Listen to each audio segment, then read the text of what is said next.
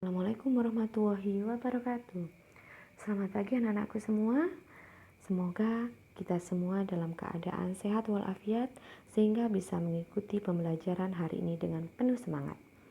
Baik anak-anak, setelah minggu lalu kita mempelajari tentang mobilitas sosial, hari ini kita akan mempelajari pluralitas atau keberagaman masyarakat Indonesia serta konflik dan integrasi dalam kehidupan sosial.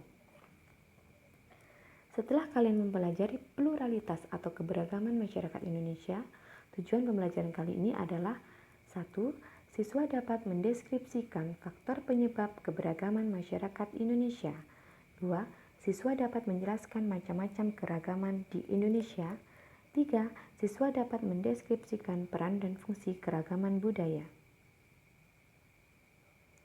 Faktor penyebab pluralitas atau keberagaman masyarakat Indonesia antara lain letak strategis dan kondisi geografis wilayah Indonesia, perbedaan kondisi alam dan iklim, perkembangan ilmu pengetahuan, dan penerimaan masyarakat terhadap kebudayaan lain.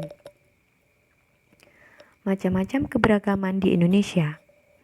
1. Keberagaman agama. Seperti yang kita tahu bahwa di Indonesia ada 6 agama yang diakui, antara lain Islam, Protestan, Katolik, Hindu, Buddha, dan Konghucu. 2. Keberagaman budaya. 3. Keberagaman suku bangsa. 4. Keberagaman pekerjaan. Peran dan fungsi keberagaman budaya. Perbedaan budaya bukan sebagai hambatan terciptanya persatuan bangsa. Jika perbedaan tersebut dikelola dengan baik, maka keberagaman budaya menjadi kekuatan bagi pembangunan nasional. Berikut adalah peran dan fungsi keberagaman budaya. Sebagai daya tarik bangsa-bangsa asing, mengembangkan kebudayaan nasional, menanamkan sikap toleransi, saling melengkapi hasil budaya, serta mendorong inovasi kebudayaan. Selanjutnya, kita masuk materi konflik dan integrasi dalam kehidupan sosial. Setelah mempelajari konflik dan integrasi dalam kehidupan sosial, tujuan pembelajaran kali ini adalah 1. Siswa dapat mendeskripsikan konflik dan cara menanganinya. 2. Dapat mendeskripsikan integrasi sosial. Interaksi sosial dalam keberagaman sosial budaya dapat menimbulkan konflik apabila tidak disikapi dengan bijak. Menurut Surjono Sukanto, konflik adalah proses sosial ketika individu ataupun kelompok manusia berusaha untuk memenuhi tujuannya dengan jalan menantang pihak lawan, disertai ancaman dan kekerasan. Berikut faktor penyebab terjadinya konflik sosial. Perbedaan individu, perbedaan latar belakang kebudayaan, perbedaan kepentingan, perubahan-perubahan nilai yang cepat. Dampak konflik sosial. 1. Meningkatnya solidaritas sesama anggota kelompok.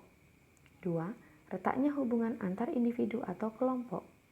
3. Terjadinya perubahan kepribadian para individu. 4. Rusaknya harta benda dan bahkan hilangnya nyawa. 5. Terjadinya akomodasi, dominasi, bahkan penaklukan salah satu pihak yang terlibat dalam pertikaian. Cara menangani konflik. Menghindar, memaksakan kehendak, menyesuaikan kepada keinginan orang lain, tawar-menawar, dan kolaborasi. Integrasi sosial. Integrasi sosial merupakan pembauran beberapa unsur yang berbeda menjadi satu kesatuan utuh.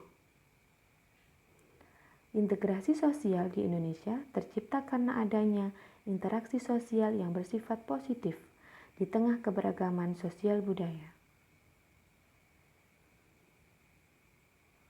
Bagaimana proses terbentuknya integrasi sosial dalam masyarakat?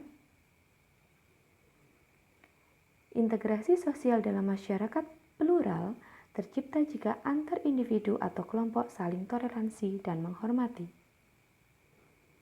Syarat terjadinya integrasi sosial: merasa berhasil saling mengisi kebutuhan-kebutuhan mereka, Masyarakat berhasil menciptakan kesepakatan bersama mengenai nilai dan norma.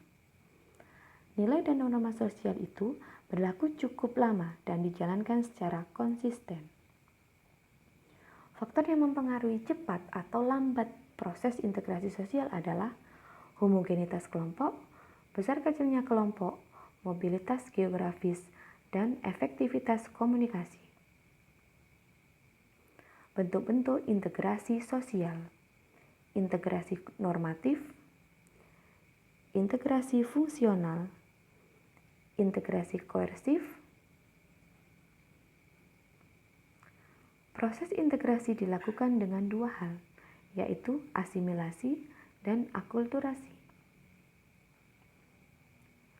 Berikut adalah faktor pendorong integrasi sosial. 1. Adanya toleransi terhadap kebudayaan yang berbeda. 2. Kesempatan yang seimbang dalam bidang ekonomi. 3. Adanya sifat positif terhadap kebudayaan lain. 4. Adanya sikap terbuka dari golongan yang berkuasa. 5. Adanya kesamaan dalam unsur-unsur kebudayaan. 6. Adanya perkawinan campuran. 7. Adanya musuh bersama dari luar. Nah, baik. Cukup sekian materi untuk hari ini. Ibu akhiri. Assalamualaikum warahmatullahi wabarakatuh.